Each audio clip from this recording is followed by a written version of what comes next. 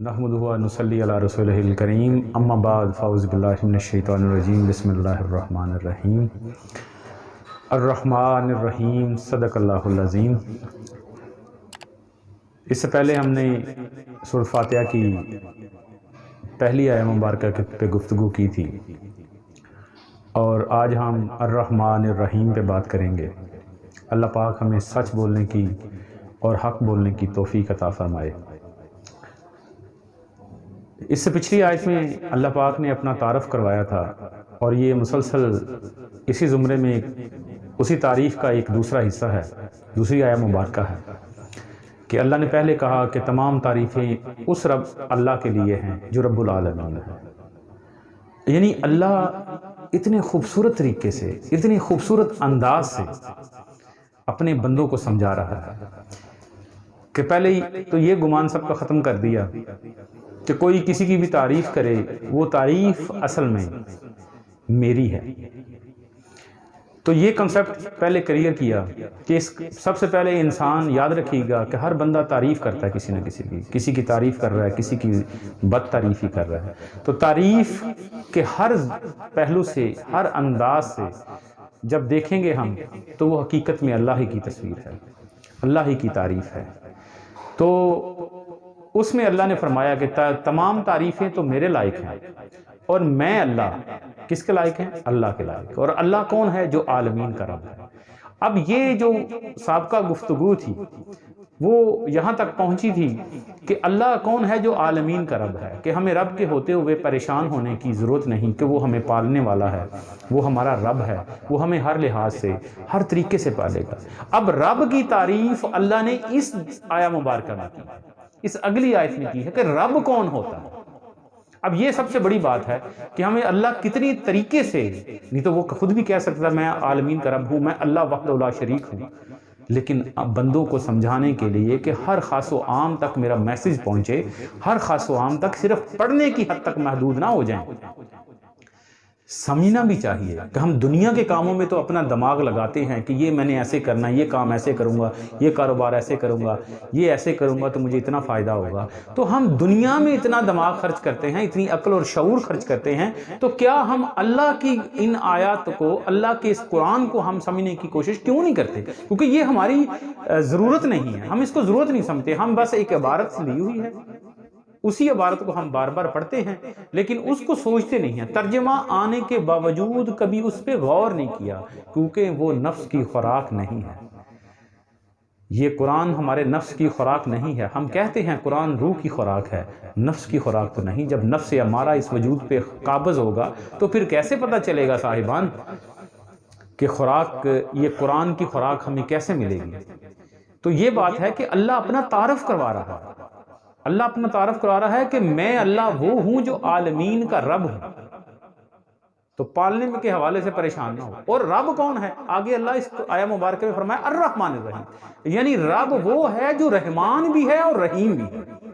अब इसमें बड़ा लज्जत है, बड़ी खूबसूरत बात है, इंतहाई खूबसूरत बात है। अल्लाह ने फरमाई कि ए मेरे बंदे तू इस चीज पे परेशान ना हो, अल्लाह वो है जो आलमीन का रब है और रब वो है जो रहमान है और रहीम है। अब सूफिया इसका ज़रा माना किसी और ज़ुमरे में लेते हैं, लेकिन हमें कहा जाता है कि वो रहमान है, रहीम है, वो रहमान है रहम करने वाला, रहीम भी रहम करने वाला, करम करने वाला। हम इन चीज़ों को इस तारीफ़ में लेते हैं, लेकिन सूफिया के नज़दीक मेरे शाह जी किबला आलम आप फरमाते थे कि बेटा इसका मतलब ये है, रहमान का मतलब ये अर्रहमान रहीम, रहमान इसलिए है कि वो आपके वजूद ज़ाहिर को पालता है। ये सिर्फ कुछ अल्लाह ने जो रहमान और रहीम की सिफात रखी हैं, ये अलग-अलग सिफात है, इनके अलग-अलग काम हैं। यानी रहमान इसलिए है कि वो आपके वजूद ज़ाहिर को पाल रहा है और रहीम इसलिए है कि आपके वजूद बातिन को भी वो पाल रहा है। क्या बात कि यानी ये बात, इस चीज को सोचें कि अल्लाह वो है जो आलमीन का रब है और आलमीन का रब वो है जो रहमान है और रहीम है। यानी वो आप इस ज़ाहरी वजूद को पालने की तो कोशिश करते हैं, हम बाल संवारते हैं, हम अपने वजूद को संवारते हैं, हम लिबास अच्छा पहनते हैं, खुशबू लगाते हैं, अच्छे काम करने की कोशिश करते हैं, वो सारे जो बनाओ सिगार हम ज़ाहरी वजूद के लिए करते हैं, लेकिन हम अपने बातन के वजूद को नहीं जानते। اب باطن بھی دو قسمیں ہیں. ایک تو باطن یہ ہے کہ جو ہمارے وجود کے اندر ہیں، جو ہمارے باڈی کے آرگنز ہیں، ہم ان کو جانتے ہیں کہ یہ جگر ہے، یہ معدہ ہے، یہ ہمارے گردے ہیں، یہ پھیپھڑے ہیں، یہ فلاں چیز ہے، یہ فلاں چیز ہے. اپنے اس وجود کو تو جانتے ہیں. کیا ہمیں پتہ ہے ان چیزوں کی بھی تو کوئی نہ کوئی خوراک ہے؟ جب کوئی چیز زندہ ہوتی ہے تو صاحبان اس کے زندہ ہونے کے لیے اس کی خوراک ہونا ضروری ہے. جیسے ہم زندہ ہیں تو ہماری خوراک ضروری ہے. ہم زندہ ہیں، آنکھ ہے، آنکھ کی بھی خوراک ہے، ناک کی بھی خوراک ہے، وجود کی بھی خوراک ہے، زبان کی، سماعت کی، ہر چیز کی خوراک ہے. کیونکہ جب کوئی چیز زندہ ہے وہ کام کر رہی ہے تو اس کی خوراک ہے. نہیں تو وہ اپنا حجم، اپنی جسم چھوڑ دے، ختم کر دے، ذات ہی ختم ہو جائے. جو چیز باقی ہے، جو وجود میں ہے، تو اس کی خوراک ضروری ہے. تو رحمان وہ اس لیے ہے کہ آپ کے ظاہری وجود کو پال رہا ہے. رحیم وہ اس لیے ہے کہ آپ کے باطن کے اندر، آپ کے ظاہر اور باطن کے اندر جو دوسرا وجود ہے، جس کو روح کہتے ہیں، جس کو نفس کہتے ہیں، وہ ساری چیزوں کو آپ کے وجودوں کو پال رہا ہے. اس کو کہتے ہیں وہ رحیم. وہ صفت رحیم سے اپنے باطن کے، اللہ جو ہے وہ رب ہے جو رحمان اور رحیم ہے. رحمان ظاہری وسائل پیدا کرتا ہے، لیکن ہم اپنے باطن کو نہیں جانتے، ہم اپنے باطن کو نہیں سمجھتے. ہمیں نہیں پتا کہ ہمارے اندر کون کون سی کائنات ہیں، ہمارے اندر کون کون سے معاملات ہیں. وہ کس کس چیز کو پال رہا ہے؟ وہ نفس کو پال رہا ہے، وہ روح کو پال رہا ہے. وہ ان چیزوں کو متوازن رکھے ہوئے ہے. وہ آگ، پانی، مٹی، ہوا کی جو مقدار انسان کے وجود میں ہے اس کو قائم رکھے ہوئے ہے. اس لیے کہ وہ رحمان بھی ہے، وہ رحیم ہے. وہ ظاہری جسم کو بھی پال رہا ہے، وہ باطن کو بھی سنبھالے ہوئے ہے. کہ جب ہمارے وجود میں آگ کی حدت زیادہ ہوتی ہے تو ہمیں بخار اور ٹمپریچر ہوتا ہے، تو ہم کہتے ہیں یہ اس کو بخار ہو گیا. جب آگ کی زیادہ ہوتی ہے، جب پانی کی زیادہ ہوتی ہے، جب مٹی کی زیادہ ہوتی ہے، ان ساری خصلتوں جو انسان کے ظاہری وجود کے اربع عناصر ہیں ان کو بھی قائم رکھا ہوا ہے وہ رحمان ہے. اور جو ہمارے باطن کے اندر ہماری روح ہے، ہمارا نفس ہے، ان روح اور نفس کو پالنے والا اور ہمارے باطنی وجود کو قائم رکھنے والی جو ذات ہے وہ رحیم ہے. وہ صفت رحیم سے کام لے رہا ہے. تو کیسی عجیب بات ہے صاحبان کہ وہ رب، وہ اللہ جو لم یلد ولم یولد ہے، نہ اس نے کسی کو جنا ہے، نہ کوئی اس کو جن سکا ہے.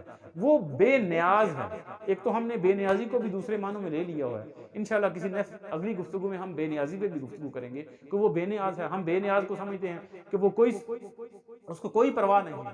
ہم بے نیاز کو تو پرواہ سمجھتے ہیں، لاپرواہ سمجھتے ہیں. لیکن وہ ذات ایک ایسی ذات ہے کہ جس کے، جیسے میاں صاحب نے فرمایا، ہر ویلے ہر چیز محمد رکھدہ نت سنبھالی. وہ اپنی صفات سے ہر چیز کو قائم رکھے ہوئے ہیں.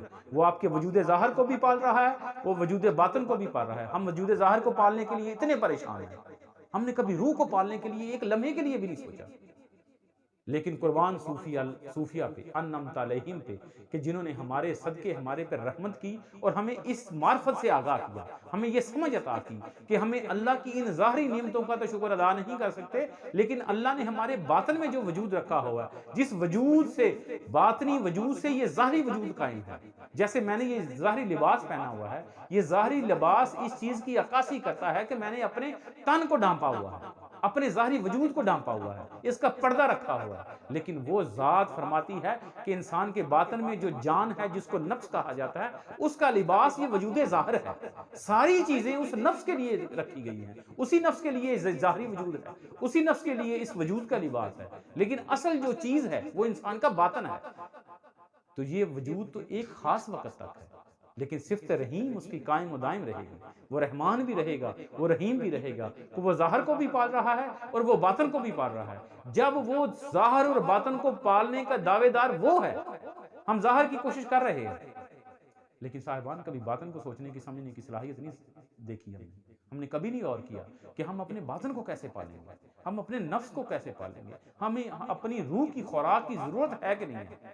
ہم ظاہری خوراک کی تو کوشش کرتے ہیں، ہم نے خوراک کے لیے بندوبست کیا ہوا ہے. صبح سے لے کے شام تک ہم ذلیل و خوار ہوتے ہیں اس ٹکر کے لیے، اس روٹی کے لیے، اس لقمے کے لیے، اپنی خواہشات نفس کے لیے.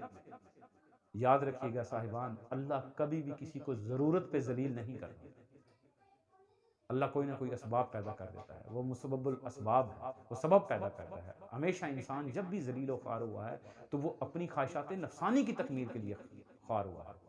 اس لیے اس چیز کو پریشان نہ، وہ جیسے آپ کو بتائے بغیر، آپ کو سنائے بغیر، آپ کو سمجھائے بغیر، آپ کو جتلائے بغیر وہ آپ کی روح کو پال رہا ہے، تو وہ کیسے ممکن ہے کہ وہ آپ کے تن کو نہ پالے گا، جس نے آپ کے من کو، آپ کی بنیاد کو، آپ کی جان کو سنبھالے ہوئے ہے، وہ آپ کی سانس کو سنبھالے ہوئے ہے، وہ اتنا کریم رب ہے۔ تو پھر مجھے یہ بتائیں، ہمیں اپنے وجود ظاہر کو اتنی پرستش کرنے کی ضرورت کس لیے ہے؟ ہم کیوں اتنا نکھار رہے ہیں؟ ہم کیوں اتنا سنوار رہے ہیں؟ لیکن یہ وجود تو ایک دن ختم ہو جانا ہے، لیکن وہ صفت رحیم کو جو پال رہا ہے، صفت رحیم جس کو پال رہی ہے، وہ باقی وجود ہے۔ اس وجود کی نگہداشت کے لیے، اس وجود کی خوراک کے لیے، اس وجود کے بناؤ سگار حسن کے لیے ہم نے کیا کوشش کی؟